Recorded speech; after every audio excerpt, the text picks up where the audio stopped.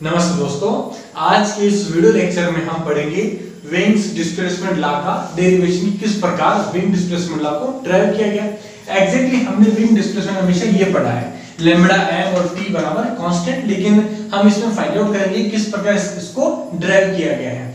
तो देखो, फर्स्टली हम क्या करते हैं, हमने पिछले लेक्चर के अंदर ब्लैक बॉडी रेडिएशन स्पेक्ट्रा के बारे में पढ़ा था और एग्जैक्टली वो जो स्पेक्ट्रा था वो ठीक इस प्रकार का था। ये देखो, ये स्पेक्ट्रा दो एक्सिस के पीछे बनाया गया है। आपकी जो y एक्सिस के ऊपर आपका स्पेक्ट्रल एनर्जी डेंसिटी है और आपका x एक्सिस पर आपका लैम्बडा वेवलेंथ है।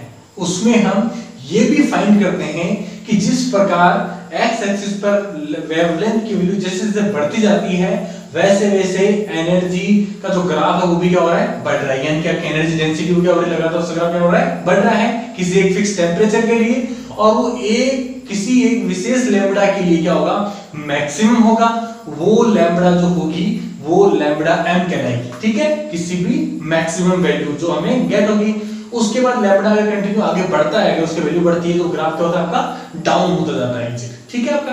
तो यानी कि यही विंग ने कहा कि वो जो किसी विशेष लैम्बडा के लिए, किसी विशेष टेंपरेचर के लिए वो ग्राफ जो मैक्सिमम वैल्यू गेट करता है एनर्जी डेंसिटी की, वही एग्जैक्टली विंग्स डिस्प्लेसमेंट लॉ कहलाता है। हम इसको देखते हैं कि in black body radiation spectrum at maximum wavelength lambda, किसी भी एक मैक्सिमम वेवलेंथ लैम्बडा एम के लिए, ठीक है, where the energy emitted is maximum, यानी कि किसी भी फिक्स वेवलेंथ पर, किसी फिक्स टेंपरेचर पर एनर्जी क्या होती है, मैक्सिमम इमिट होती है। और ये हमारा क्या कहलाता है, विंग डिस्प्लेसमेंट लॉ कहलाता है, जो हम इस प्रकार लिखते हैं लैम्बडा एम, एम मतलब मैक्सिमम वेवलेंथ और टी इंडिकेट करता है टेंपरेचर को। वो हमेशा क्या होता है, दोनों का प्रोडक्ट हमेशा क्या होता है, कांस्टेंट होता है हमेशा, ठीक है। और यहाँ पर देखो लैम्बडा एम टी और जो कांस्टेंट उसकी वैल्यू क्या रखी है, हमने मान लिया बी रख ली, ठीक है। और उसकी वैल्यू जो एग्जैक्टली होती है 0.2892 सेंटीमीटर केल्विन, ये एग्जैक्टली इसकी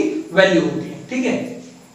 अब देखो, इस ग्राफ के अंदर जो नीचे वाला जो एक्सिस है वो एग्जैक्ट लैम्बडा को इंडिकेट करती है वेवलेंथ को, लेकिन जो ऊपर वाली एक्सिस है वो किसको इंडिकेट करती है आपकी, वो इंडिकेट करती है स्पेक्ट्रल एनर्जी डेंसिटी को इंडिकेट करती है। तो एग्जैक्टली स्पेक्ट्रल एनर्जी डेंसिटी होती क्या है, इसकी रेफरेंस मैंने यहाँ लिखी है, वो क्या लिखी है कि spectral energy density for a particular wavelength, किसी भी एक फिक्स वेवलेंथ के लिए ये जो डेंसिटी जो एनर्जी होती है वो क्या होती है, is the energy per unit volume per unit range of wavelength। यानी ये कहता है कि किसी, मान लीजिए अगर ब्लैक बॉडी है अगर, तो किसी भी एक टाइम पर, किसी भी एक फिक्स वॉल्यूम पर, मान लीजिए इसका एक वॉल्यूम है जो ब्लैक बॉडी का, ठीक है, इस वॉल्यूम पर गिरने वाली जो रेडिएशन या इससे निकलने वाली जो रेडिएशन है किसी भी फिक्स वेवलेंथ की, वो एग्जैक्टली क्या कहलाती है, आपकी स्पेक्ट्रल एनर्जी डेंसिटी कहलाती है। आपको देखो यहाँ ग्राफ में भी दिख रहा होगा कि डिफरेंट फिक्स वेवलेंथ के लिए डिफरेंट जो है वो स्पेक्ट्रल एनर्जी डेंसिटी उस ग्राफ के अंदर आपको दिखाई गई है। तो एग्जैक्टली विंग ने क्या एज्यूम किया, विंग ने सबसे पहली बार एज्यूम किया कि ये जो आपका स्पेक्ट्रल एनर्जी डेंसिटी जो है ना आपके इस ग्राफ में दिख रहा है आपको y एक्सिस पर, ये एग्जैक्टली किस पे डिपेंड करता है, ये एग्जैक्टली एक तो वेवलेंथ लैम्बडा पर डिपेंड करता है, एक ये टेंपरेचर t पर डिपेंड करता है। तो एग्जैक्टली वो लैम्बडा पर किस प्रकार डिपेंड करता है वो उन्होंने एज्यूम करके लिखा है, जो उन्होंने माना कि इस प्रकार होगा, वो ये होगा देखो कि कोई भी व्यू लैम्बडा, ये जो फंक्शन है वो एग्जैक्टली जो है किसके प्रोपोर्शनल होगा, वो प्रोपोर्शनल होगा लैम्बडा की पावर 5 की एग्जैक्ट हो, और ये प्रोपोर्शनल कांस्टेंट आपका a लगेगा, ठीक है। और एग्जैक्टली विंग ने ये और एज्यूम किया कि एग्जैक्टली जो ये स्पेक्ट्रल एनर्जी डेंसिटी है वो एग्जैक्टली टेंपरेचर पर भी डिपेंड कर रही है। इस डायग्राम में देखो अब इसके अंदर आप कि वो फंक्शन किसका है, टेंपरेचर एंड वेवलेंथ का ही फंक्शन है। कौन है, आपका स्पेक्ट्रल एनर्जी डेंसिटी। आपने देखा होगा कि अगर x एक्सिस और y एक्सिस पर हम किसी का ग्राफ बनाते हैं अगर, तो ग्राफ हमेशा क्या होता है, z का बनता है, कि तीसरे का हमेशा ग्राफ बनता है। तो एग्जैक्टली उन्होंने कहा कि उसमें एक फंक्शन है, वो किसका है, लैम्बडा और t का। ये किसका फंक्शन है, ये u लैम्बडा जो फंक्शन है वो किसका है, इसका, और ये किसी पर्टिकुलर वेवलेंथ के लिए उन्होंने ये एग्जैक्टली फार्मूला एज्यूम किया। लेकिन उन्होंने कहा कि यहाँ पे देखो, यहाँ पे एक लाइन और लिखी, देखो volume per unit range of wavelength, यानी किसी भी वेवलेंथ की रेंज लेते हैं हम। अगर मान लिया मैं वेवलेंथ की रेंज लेता हूं कि range of lambda and lambda plus delta lambda, ये एग्जैक्टली मैंने कोई रेंज ली, ठीक है। इस रेंज के लिए एग्जैक्टली ये जो फॉर्मूला होगा वो एग्जैक्टली इस प्रकार लिखा जाएगा, mu lambda delta lambda is equal to आपका ए, आपका लैम्बडा की पावर 5 एंड आपका F function of lambda and T और एग्जैक्टली डेल्टा लैम्बडा। अब देखो एग्जैक्टली ये जो फंक्शन है ना आपका लैम्बडा और टी का जो फंक्शन है, तो ये फंक्शन किसको इंडिकेट करता है? एग्जैक्टली ये इंडिकेट करता है आपकी स्पेक्ट्रल एनर्जी डेंसिटी यानी कि इमिटेशन ऑफ रेडिएशन को करता है कि रेडिएशन किस प्रकार इमिट हो रही है।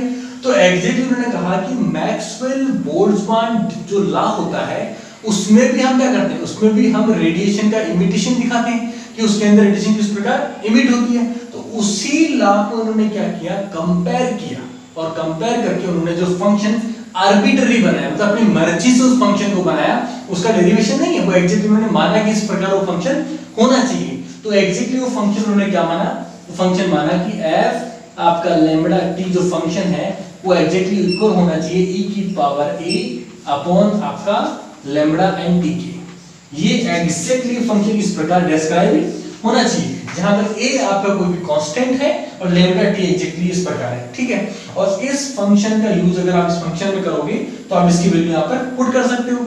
अब देखो एग्जैक्टली कि यहां पर आपको क्या मिला है, आपको एक रेंज मिली है, लेकिन आप इस ग्राफ में नोटिस कर रहे हो कि जो ये स्पेक्ट्रल एनर्जी डेंसिटी जो है वो एग्जैक्टली जो मैक्सिमम हो रही है वो किसी एक वेवलेंथ के लिए मैक्सिमम हो रही है, और उस वेवलेंथ को हमने क्या बोला था, लैम्बडा m बोला था, ठीक है। यानी कि लैम्बडा m वेवलेंथ के लिए ये क्या होता है, मैक्सिमम हो जाता है। तो इसका मतलब क्या हुआ कि किसी भी लैम्बडा m के लिए, यानी कि किसी भी लैम्बडा m के लिए जो स्पेक्ट्रल डेंसिटी किस प्रकार लिखी जाएगी आपकी, वो लिखी जाएगी आपकी म्यू लैम्बडा m आपका, और ये होगा इक्वल टू आपका कांस्टेंट a और आपका लैम्बडा की पावर 5, और एग्जैक्टली जो ये मैं फंक्शन जो है वो यहां से मैं उसको पुट कर देता हूं, वो करता हूं मैं, ये भी क्या हो जाएगा, m हो जाएगा e की power minus a upon lambda m और t। यानी कि एग्जैक्टली किसी भी मैक्सिमम वेवलेंथ के लिए ये जो फॉर्मूला है वो एग्जैक्टली इस प्रकार रिप्रेजेंट कर दिया जाएगा। और आपको पता है कि अगर ये मैक्सिमम वैल्यू शो करता है तो उसका डिफरेंशियल क्या होगा, 0 होगा, यानी कि चेंज इन जो होगा जो स्पेक्ट्रल डेंसिटी वो क्या होगा, 0 होगा। क्यों, किसी भी लैम्बडा m के लिए उसकी वैल्यू क्या है, मैक्सिमम है, इसलिए तो इसका मतलब मैं इसका डिफरेंशिएशन कर देता हूं with respect to lambda m, ठीक है। तो यानी कि इसका डिफरेंशिएट करता हूं अगर मैं, differentiation with respect to lambda m, ठीक है।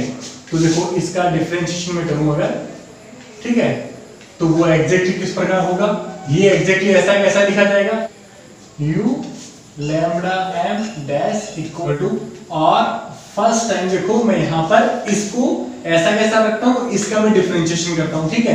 तो देखो यहाँ पे a आपका लैम्बडा 5 एग्जैक्टली ऐसा ऐसा रहेगा, और इसका डिफरेंशिएशन एग्जैक्टली ऐसा कैसा होगा, ठीक है। इसका होगा e की पावर माइनस a अपॉन आपका लैम्बडा m और आपका t, और इसका जब डिफरेंशिएशन ऊपर वाले उधर क्या होगा, वो होगा आपका a और आपका 1 अपॉन लैम्बडा है ना आपका, तो 1 अपॉन लैम्बडा क्या होगा, माइनस 1 अपॉन लैम्बडा स्क्वायर होगा। तो लैम्बडा m का स्क्वायर, और ये माइनस और माइनस क्या हो जाएगा, यहाँ से प्लस हो जाएगा, और आपका लैम्बडा t हो जाएगा। आप एग्जैक्टली इसको परफॉर्म करके देखना, ठीक है। और देखो यहाँ पर अगली बार क्या होगा, ये आपका एग्जैक्टली कांस्टेंट रहेगा और इसका डिफरेंशिएशन होगा। तो देखो यहाँ पर होगा प्लस आपका e की पावर आपका minus a upon lambda m और आपका t एग्जैक्ट ऐसा रहेगा। इसका डिफरेंस क्या होगा, यहाँ पर a एग्जैक्टली ऐसा कैसा रहेगा, और यहाँ पर 1 अपॉन लैम्बडा की पावर 5 का जो डिफरेंशिएशन होगा वो एग्जैक्टली क्या होगा आपका 5 अपॉन लैम्बडा की पावर 6, और आपका माइनस यहाँ पे क्या आएगा, एग्जैक्टली माइनस आएगा, ठीक है। ये एग्जैक्टली डिफरेंशियल होगा, ठीक है। तो एग्जैक्टली आप इसको एक बार करके देखना, इसका डिफरेंशिएशन आप एग्जैक्टली ये इसका डिफरेंशिएशन आएगा। अब देखिए कि लैम्बडा का पहला डिफरेंशियल जो वन डिफरेंशियल है किसी मैक्सिमम वैल्यू क्या होगा, 0 होगा, जो अपने माना अभी, ठीक है। इसका मतलब क्या होगा, ये पूरा फंक्शन किसके बराबर होगा, 0 के बराबर होगा। अब देखो यहां से मैं a अपॉन लैम्बडा की पावर 5 e की पावर माइनस a अपॉन आपका लैम्बडा m और आपका t, ये एग्जैक्टली में कॉमन ले लेता हूं, ठीक है। तो यहाँ क्या बचेगा, यहाँ पर ये बचेगा, क्या बचेगा, तो a अपॉन आपका लैम्बडा स्क्वायर m आपका और आपका t, और यहाँ क्या बचेगा माइनस आपका ये एग्जैक्टली कॉमन आ जाएगा आपका यहाँ पर a अपॉन एक की पावर लैम्बडा कॉमन आ जाएगा, यहाँ पर जाएगा 5 अपॉन लैम्बडा m, ठीक है, और ये एग्जैक्टली 0 के बराबर आ जाएगा, ठीक है। इस प्रकार लिखा जाएगा ये। अब यहाँ से देखो ये पूरा टर्म जो है वो एग्जैक्टली यहाँ पर 0 में चला जाएगा, तो क्या बचेगा, ये बचेगा आपका, यानी कि a upon lambda square mt minus 5 upon lambda m exactly 0। इसको एग्जैक्टली कैसे लिख सकते हैं अपन, यहाँ से देखो, यहाँ से जो है वो 1 अपॉन लैम्बडा में कॉमन लूंगा और यहाँ पर मैं सेंड कर दूंगा 0 की तरफ, या फिर सीधा मैं लिख देता हूँ, देखो a upon lambda square m और आपका t और एग्जैक्टली बराबर होगा 5 अपॉन आपका लैम्बडा m, ठीक है।